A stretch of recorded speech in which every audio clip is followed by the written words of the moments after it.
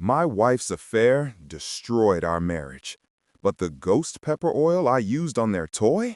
That destroyed everything else.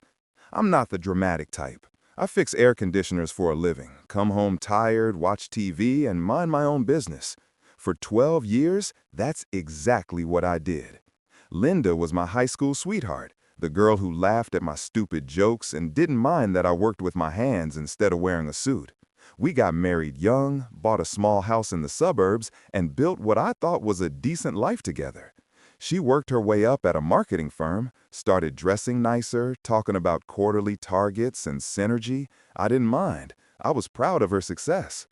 Every Friday, I'd bring home pizza and we'd watch movies on the couch. Every Sunday morning, I'd make pancakes while she read the paper. We had our routines, our inside jokes, our comfortable silence. Looking back now, I can see when things started changing. But at the time, I was just the boring husband who didn't notice his wife slipping away. Everything changed on a Tuesday morning in September. "Tom, can you move my car from the driveway?" Linda called from upstairs. "Keys are on the counter." Simple request, normal request, the kind of thing married people ask each other 1,000 times. I grabbed the keys, walked outside in my work clothes, and opened the driver's side door. That's when I saw it. Wedged between the passenger seat and the console, catching the morning light like some kind of neon warning sign. A bright purple adult toy. Not ours. We had one somewhere in the back of our closet, probably still in its original packaging, covered in dust. My hands shook as I picked it up. Not from anger yet, from clarity. Because suddenly, everything made sense. The late nights at the office, the new lingerie I'd seen on credit card statements, lingerie I'd never seen her wear. The way she'd started saying my name like it tasted bad, like each syllable was an effort. "Tom," she'd say, and it sounded like disappointment wrapped in obligation. The expensive perfume I couldn't afford but somehow she owned.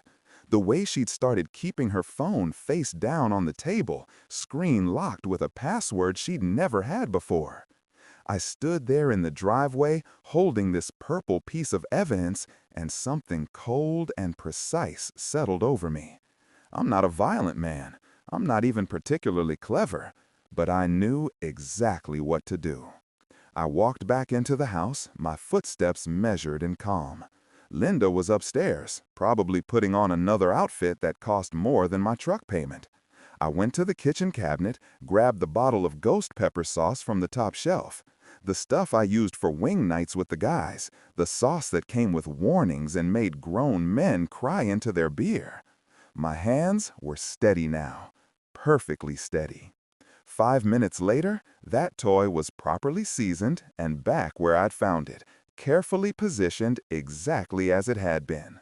I wiped my hands, threw away the paper towels, and went back inside to wait. Linda came downstairs at 8:47 a.m. I remember the exact time because I was watching the clock, wondering how long it would take. She looked like she'd stepped out of a magazine. Black dress that hugged her figure, heels that clicked against our tiled floor like a countdown timer. Her hair was perfect, her makeup was perfect. Everything about her screamed expensive, successful, untouchable. "Don't wait up," she said, not even looking at me as she checked her reflection in the hallway mirror. The conference might run late. Conference, right. At the Marriott downtown where her boss Derek had been booking rooms every other week. I'd seen the credit card statements, noticed the pattern. $200 here, $300 there. Business development, the receipt said. I'd believed it. I'd wanted to believe it. "Sure thing, honey," I said, giving her my best supportive husband smile. "Hope it's productive." She left in a cloud of that expensive perfume, and I settled into my recliner with a cold beer to wait for the fireworks. I didn't have to wait long. It took exactly 2 hours and 17 minutes. The screaming started before Linda even got her car door open. High-pitched wails that had Mrs. Patterson from next door peeking through her blinds. Derek stumbled out of the passenger side, clutching himself and hopping around like he was doing some bizarre mating dance. His face was already red, his expensive suit wrinkled, his perfectly styled hair a complete mess. "Water!" Linda shrieked, fumbling with her keys. "Get water! Oh, God, get water!" I opened the front door with perfect timing, holding a glass of ice water like I'd been expecting them. Like I was just a concerned husband wondering what all the commotion was about. "Everything okay out here?" I asked, the picture of confused innocence. Derek's face was the color of a stop sign, tears streaming down his cheeks. He couldn't even speak, just made these strangled, gasping sounds while he did his little pain dance on my front lawn. Linda grabbed the water from my hand and poured it down the front of her dress, which did absolutely nothing to help her situation. The capsaicin and ghost pepper oil doesn't wash away with water. It just spreads around and gets angry. She couldn't form words, just pointed at her car like it had personally attacked her. "Oh my," I said, fighting to keep my voice level. "Looks like you two had quite an eventful conference." Mrs. Patterson had come outside now, along with the Johnsons from across the street. Nothing drew a suburban crowd like watching successful people lose their dignity in public. I could see more curtains twitching in windows up and down the block. "Tom, call an ambulance," Linda gasped, still clutching herself. "For what exactly?" I asked, taking a sip of my beer. "Food poisoning? Allergic reaction to something you shouldn't have been playing with?" The look on her face was worth every penny of that hot sauce. Pure panic mixed with dawning realization. She knew. She knew that I knew, and she knew that half the neighborhood was now watching her boss hop around in agony while she tried to explain why they'd both been intimate with something covered in ghost pepper oil. "We should talk inside," she said weakly, her voice cracking.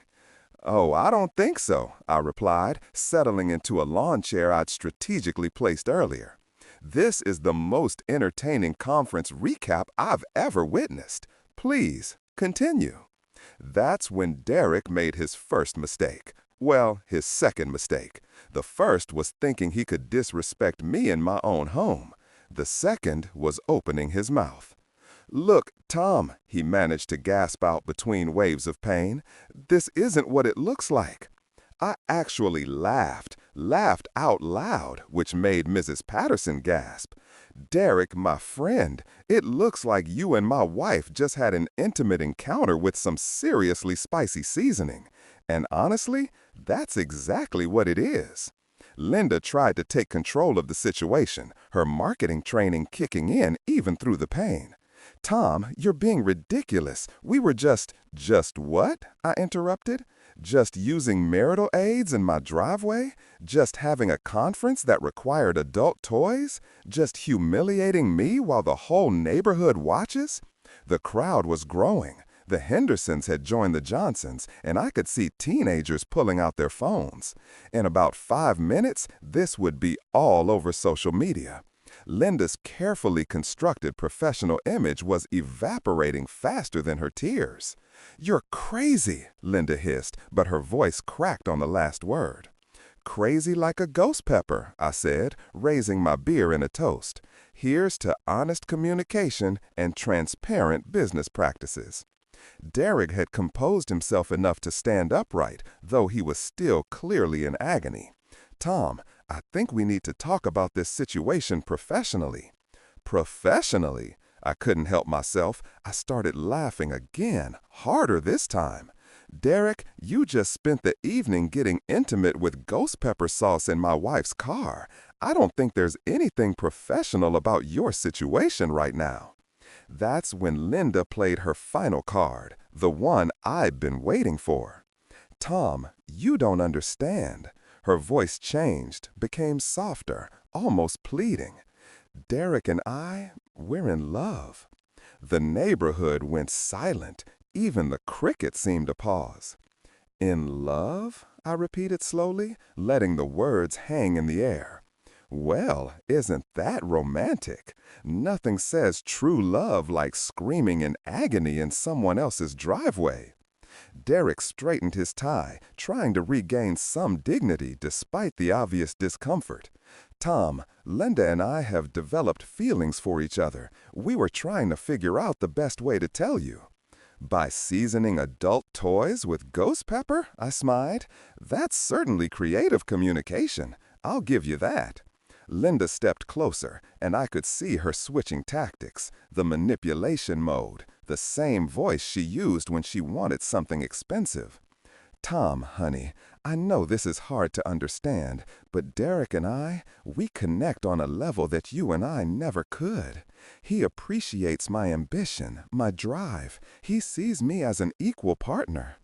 An equal partner in screaming fits, apparently. Don't be crude. Crude? I set down my beer and looked at both of them, really looked at them. Linda's makeup running down her face, her expensive dress ruined, Derek clutching himself, his executive facade completely shattered. Linda, you brought another man's toy into our marriage bed, carried it around in the car I pay for, and got caught because you couldn't even wait to get to a hotel room? But I'm being crude? Derek cleared his throat, trying one last time to salvage something. Tom, we're all adults here. These things happen. Marriages change. People grow apart. We should handle this maturely. Maturely? I stood up, and something in my voice made them both step back. You mean like mature adults who use ghost pepper oil as personal lubricant? Mrs. Patterson had actually brought out a folding chair. This was better than cable TV. I want a divorce, Linda said suddenly, her voice hard now that the manipulation hadn't worked. And I want half of everything, the house, the savings, your pension. Interesting, I said calmly. Because I want you to pack a bag and be gone by tonight. And Derek, I turned to him, I want you to explain to your wife Patricia why you're having trouble walking tomorrow. Should make for an interesting conversation. Derek's face went white. You wouldn't. Wouldn't what? Tell the truth about how her husband was having an affair with his subordinate? About how he used company credit cards to book hotel rooms? About how he created a hostile work environment by sleeping with someone he supervised? I pulled out my phone.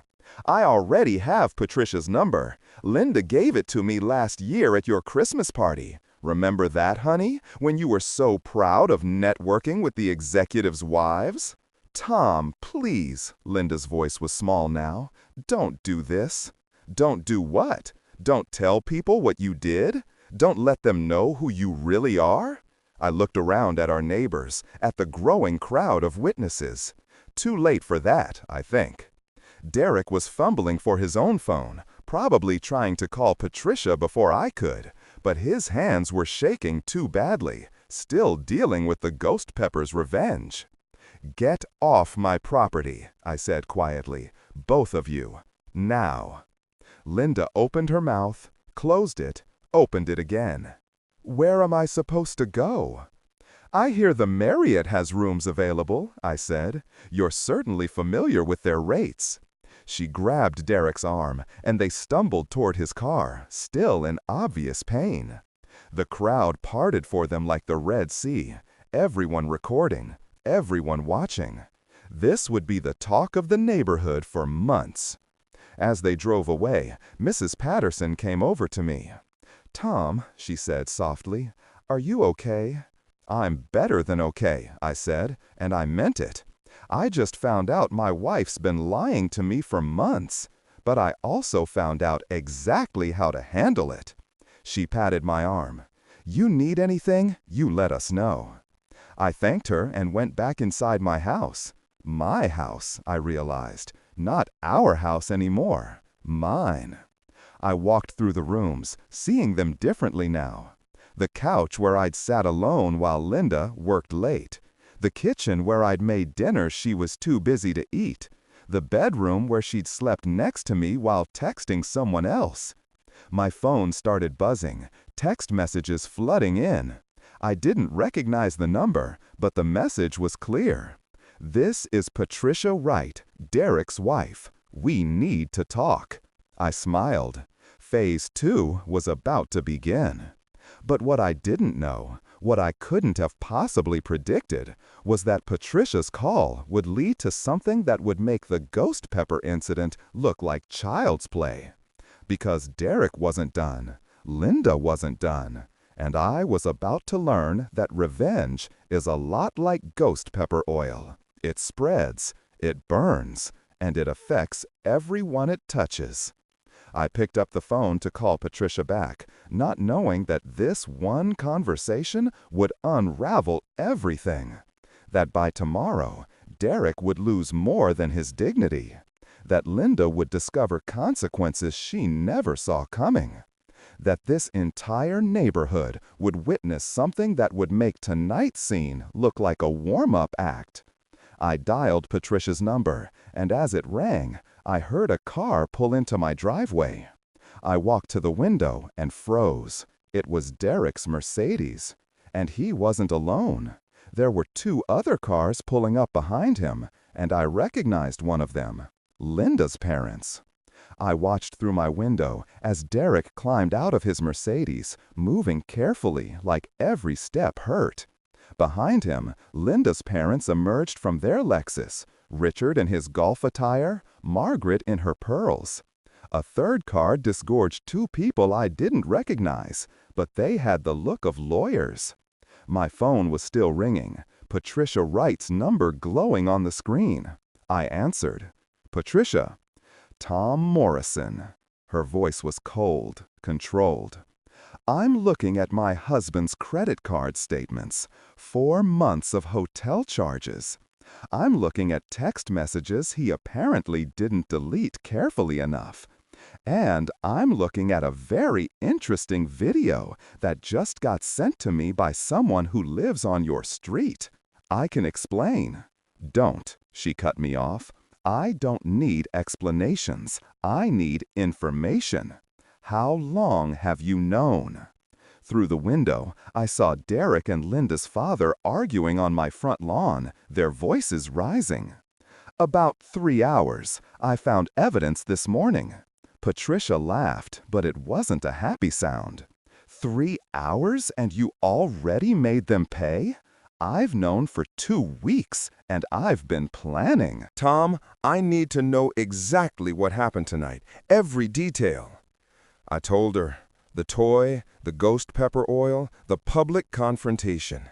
As I talked, I watched Derek gesticulating wildly, saw Margaret covering her mouth in horror, saw the lawyers pulling out notepads. When I finished, Patricia was quiet for a long moment. Then, "That's brilliant. Cruel, but brilliant. And it's going to help me immensely." "Help you how?" "Derek is a VP at his company. He supervised Linda. That's a violation of corporate policy. The hotel rooms were booked on company cards. That's embezzlement. And the affair itself?" She paused. "That's going to cost him everything in our divorce. I'm talking house, savings, his pension. He violated the morality clause in his employment contract. I'm going to make sure he loses his job, too." Jesus. Don't feel bad for him, Tom. Feel bad for us, for the spouses who trusted them. Her voice hardened. "Now there are people at your house. What are you going to do?" I looked out the window again. Derek was pointing at my front door now, Richard nodding along. "I think they're planning some kind of intervention. Don't let them intimidate you. What they did is on them. What you did was respond to betrayal. There's a difference. Patricia, can I ask you something?" "Yes." "How are you so calm about this?" She laughed again, warmer this time. "Oh, Tom, I'm not calm. I'm furious. But I'm also a corporate attorney who specializes in contract law. I've been preparing for this conversation since the day I married Derek. I knew who he was. I just thought he was smarter than this." She paused. "Stay strong. I'll be in touch. We're going to help each other through this." She hung up just as someone knocked on my door. 3 sharp raps that sounded like demands. I opened it to find Richard standing there, his face red with either embarrassment or rage. Behind him, Derek looked like he wanted to disappear into the concrete. "Tom," Richard's voice was stiff, "we need to talk about this situation." "Which situation? The affair or the ghost pepper oil?" Margaret pushed forward. "Tom, please, can we come inside? This is humiliating enough without the whole neighborhood watching." I looked past them at Mrs. Patterson, who'd returned to her folding chair with a bucket of popcorn. The Johnsons had their phones out. A couple of teenagers were live streaming. "Fine, but Derek stays outside." "Tom," Derek started, "you don't get to come into my house, not after what you did in my wife's car." Derek flinched. The lawyers exchanged glances. I stepped back and let Richard and Margaret inside, then closed the door in Derek's face. In my living room, Linda's parents looked uncomfortable. This was the same couch where they'd sat during Christmas, where Margaret had complimented my pot roast, where Richard had fallen asleep during football games. "Where's Linda?" Margaret asked, sitting on the edge of the couch like she might catch something. "I assume she's with Derek, or at a hospital. Ghost pepper oil burns for a while." Richard cleared his throat. "Tom, what you did tonight was assault. What I did was season something that was in my wife's car. How it got used is between Linda and Derek." "You knew exactly what would happen," one of the lawyers said. "Young guy, expensive suit." "That's premeditated assault." "Prove it."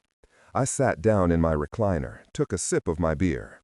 "Prove I knew my wife was going to use that toy. Prove I even knew she had it. Prove I put the hot sauce there, and not, say, some kid pulling a prank. Or maybe it leaked from a bottle in her car. Linda does like spicy food." The lawyer's jaw tightened. "Mr. Morrison, who are you exactly?" "I'm Derek Wright's attorney, and I'm here to inform you that if you don't agree to a mutual settlement, we'll be pressing charges."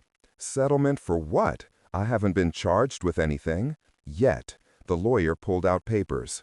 "But Mr. Wright is prepared to file assault charges unless you agree to these terms. You'll pay Mr. Wright's medical expenses, you'll sign a non-disclosure agreement about tonight's events, and you'll agree not to contact Mrs. Wright or interfere with Mr. Wright's employment." I started laughing, couldn't help it. "You're threatening to press charges while asking me to pay you off and keep quiet? That's extortion." "It's a settlement offer." "Here's my counteroffer. Derek can go fuck himself with more ghost pepper oil." I stood up. "And you can tell him that Patricia already knows everything. She's already seen the video, and she's already planning to take him for every penny he's got." The color drained from the lawyer's face. "You spoke to Mrs. Wright?" "5 minutes ago. Lovely woman.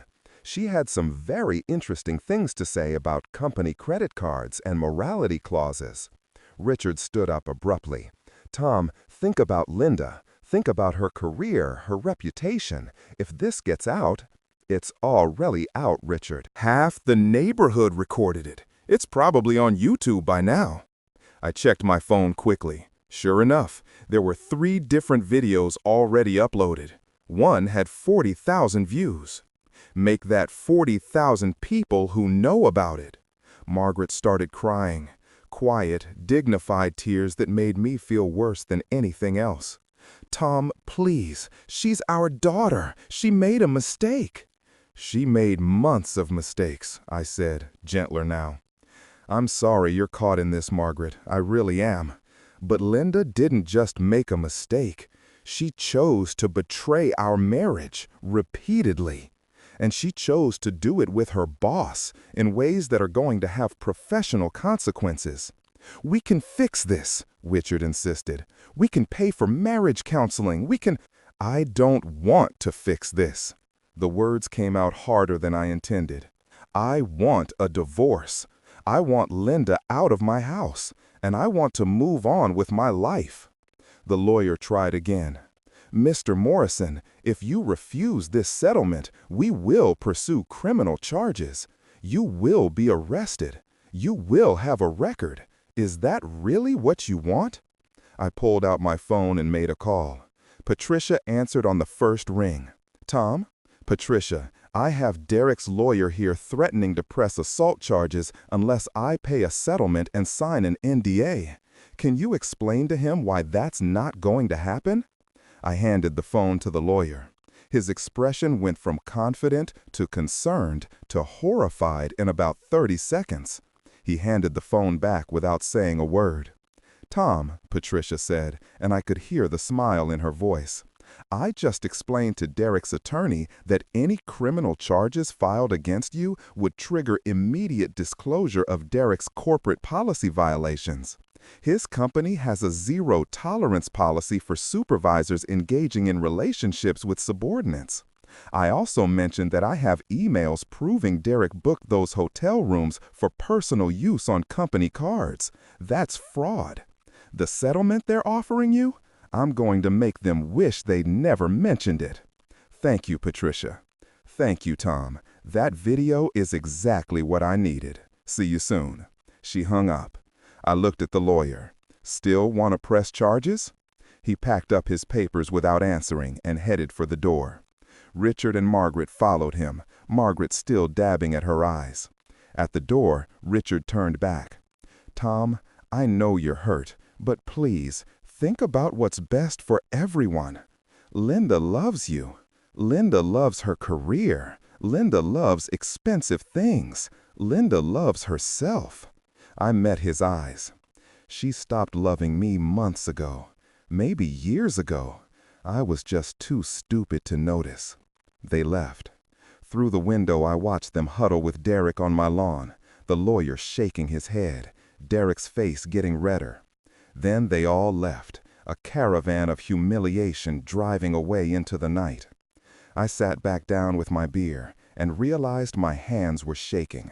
Not from fear, from relief, from the sudden, overwhelming understanding that it was actually over.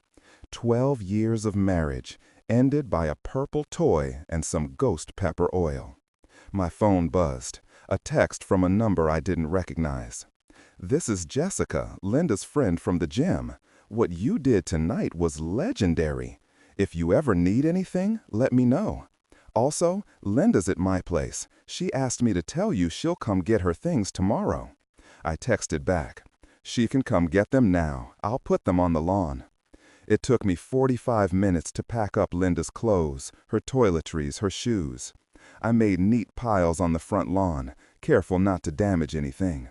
Mrs. Patterson came over to help along with Mrs. Johnson. Neither of them said much, just helped me carry boxes and bags. Linda arrived an hour later in Jessica's car. She looked terrible, eyes swollen from crying, makeup completely gone, still wearing that ruined dress.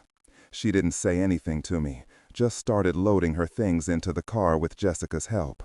When they were almost done, she finally looked at me. "Tom?" "Don't," I said. "Just take your things and go. I need to explain." "You needed to explain months ago, before you started lying, before you brought someone else into our marriage." I kept my voice level. "I hope Derek's worth it, Linda. I hope when you're living in some apartment, working to rebuild your career after everyone finds out what you did, I hope you remember that this is what you chose." "You destroyed everything!" Her voice cracked. "That video is everywhere. People at my work have already seen it. I got 3 calls from HR tonight." "I destroyed everything?" I felt that cold calm settle over me again.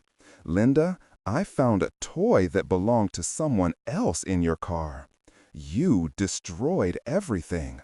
I just made sure everyone knew about it." She started to cry again, but they were angry tears now. "You're going to regret this." When you're alone in this house, when you realize what you gave up, what I gave up, I laughed, but there was no humor in it. Linda, what did I give up? A wife who was cheating on me? A marriage that was already over? I didn't give up anything. You took it all and threw it away. I just stopped pretending I didn't notice. She got in Jessica's car and they drove away. I watched until the taillights disappeared, then went back inside my house. My house. The next 3 weeks were a blur. Linda filed for divorce immediately, asking for half of everything. My lawyer, recommended by Patricia, explained that Linda's infidelity meant she'd get far less than she expected. The video evidence meant she had no leverage. Derek lost his job 4 days after the ghost pepper incident. His company didn't fire him for the affair specifically. They fired him for misuse of company funds and violation of HR policies. Patricia made sure of that. She sent them a very detailed letter outlining everything, complete with credit card statements and hotel receipts. 2 weeks later, Patricia and I met for coffee. She looked tired but satisfied, like someone who just won a difficult case. "Derek's claiming he's having a breakdown," she said, stirring sugar into her coffee. "His lawyer tried to get sympathy from the judge. Didn't work. How's the divorce going?" "Faster than expected. Derek signed the settlement. House, retirement fund, his car. I kept everything except his student loans," she smiled. "Those he can keep." "And Linda?" Patricia's smile faded. "I heard she got demoted.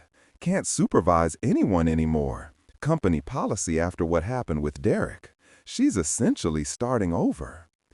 I should have felt guilty. Maybe I would have if I'd had time to process everything. But the truth is, I felt nothing. Just relief. "Tom," Patricia said carefully, "Derek tried to confront me yesterday. Showed up at my office, demanded to talk. I had security escort him out, but—" She paused. "He's not handling this well. He mentioned you, said you two had unfinished business. Let him come. I meant it. I'm not afraid of Derek. But I should have been." 2 days later, I was working at a restaurant, replacing their walk-in cooler's compressor. Hot work, exhausting work. I was covered in sweat, focused on the job, when someone grabbed my shoulder from behind. I turned around, and Derek's fist connected with my jaw. I went down hard, tools scattering. Derek stood over me, breathing hard, his face twisted with rage. "You destroyed my life!" The restaurant manager was shouting. People were running over. I tasted blood, felt my jaw already swelling. But I also felt something else. Satisfaction. Because Derek had just made the biggest mistake of his life. I stood up slowly, not fighting back. "You done?" "Fuck you!" Derek swung again, but I blocked it this time. The manager grabbed him, and 2 line cooks helped hold him back. "Someone call the cops," I said calmly, pulling out my phone. "And someone make sure this is recorded." Derek was arrested 20 minutes later. Assault and battery. The restaurant manager gave a statement. 3 employees were witnesses, and the security footage was crystal clear. That night, Patricia called me again. "Derek violated his restraining order today." "He what?" "I have a restraining order against him. He's not allowed to contact me directly. But he showed up at my office this afternoon, begging me to drop the divorce proceedings." Her voice was ice. "He was arrested for violating the restraining order. And Tom, there's something else. Derek told the police that you assaulted him earlier today." "He attacked me at my job site. I defended myself." "I know. The restaurant manager gave a statement. Derek's being charged with assault. You're not in any trouble." "Good." But I could hear something in Patricia's voice. "What else?" "Derek's brother called me tonight. Derek's having some kind of breakdown. He's been talking about getting revenge, about exposing our conspiracy." "What conspiracy?" "He thinks we planned this together, from the beginning." I laughed, but it was grim. "We met after he got caught with ghost pepper oil." I told his brother that. "I don't think he believes me." Patricia sighed. "Derek sits in jail tonight, gets released tomorrow. Hopefully he learns that actions have consequences. After we hung up, I sat on my porch with a beer, thinking about the destruction. Derek in jail, Linda working retail, living in a studio apartment. All because of one purple toy and some ghost pepper oil. The next morning, Linda called. "Tom, Derek's in jail. He attacked you." I heard. "Tom, I'm sorry. I never asked him to do that. I never wanted violence." "Okay. I'm seeing a therapist, trying to figure out why I made such terrible decisions." Her voice was small, uncertain. "Tom, do you think someday we might be friends?" I thought about it for a long time. "Linda, I don't hate you, but we can't be friends." Too much has happened. I understand. She paused. I hope you build a good life for yourself. You too. And Linda, don't call me again unless it's an emergency. We need to move on. She hung up. That was probably the last real conversation Linda and I would ever have. 3 months later, I got the final divorce papers. It was official. 12 years, ended with signatures and ghost pepper oil. 6 months after the incident, I was replacing an AC unit at a new office building when I ran into Jessica, Linda's former friend. "Tom Morrison?" She smiled. "How are you?" "Really well, actually." We talked about work, weather, normal small talk. Then she asked about Linda. She got promoted to assistant manager, taking classes at community college. That's good, and I meant it. I'm glad she's getting her life together. Jessica studied me. "Tom, can I ask you something? The hot sauce, was that planned?" I smiled. I found evidence my wife was cheating and responded appropriately. Jessica laughed. "You're kind of a legend around town. Women talk about you, about how you handled it with class and creativity instead of violence." I just did what felt right. Well, whatever you did, it worked. Derek disappeared from the area. Linda's learning to take care of herself. And you seem happier than you've been in years. I am happier. Any chance you'd be interested in meeting my sister? She's recently divorced too. She appreciates men who handle difficult situations with intelligence. I thought about it. The idea of dating didn't seem terrifying anymore. Maybe. Let's start slow. Coffee, maybe a movie. Nothing involving ghost peppers. Jessica laughed. Deal. Driving home that evening, I realized something had changed. For the first time since finding that toy, I wasn't thinking about the past. I wasn't angry about the affair or hurt about the betrayal. I was thinking about the future, about meeting Jessica's sister, about building something new with someone who valued honesty and loyalty.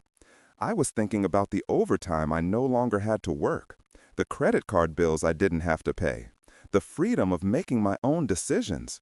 Most of all, I was thinking about how sometimes the best revenge isn't getting even. It's building a better life than the one they tried to destroy. I pulled into my driveway, grabbed my tools, walked into my house. My house, where I could watch whatever I wanted, eat whatever I felt like, go to bed knowing nobody was planning to betray me. It was a good feeling. I settled into my favorite chair with a cold beer and thought about Derek in whatever cheap apartment he could afford. Linda working retail while taking night classes. Patricia successfully divorced and dating her personal trainer. All the neighbors who'd supported me respected how I'd handled things. And I thought about that bottle of ghost pepper oil, still sitting in my kitchen cabinet, waiting for the next time someone decided to underestimate the boring, ordinary guy who just wanted respect. I raised my beer to my empty house. Here's to consequences, I said out loud. And here's to not being married to someone who thinks they don't exist. Then I turned on the game, put my feet up, and enjoyed the peaceful silence of a house where nobody was lying to anyone. It was the best evening I'd had in years.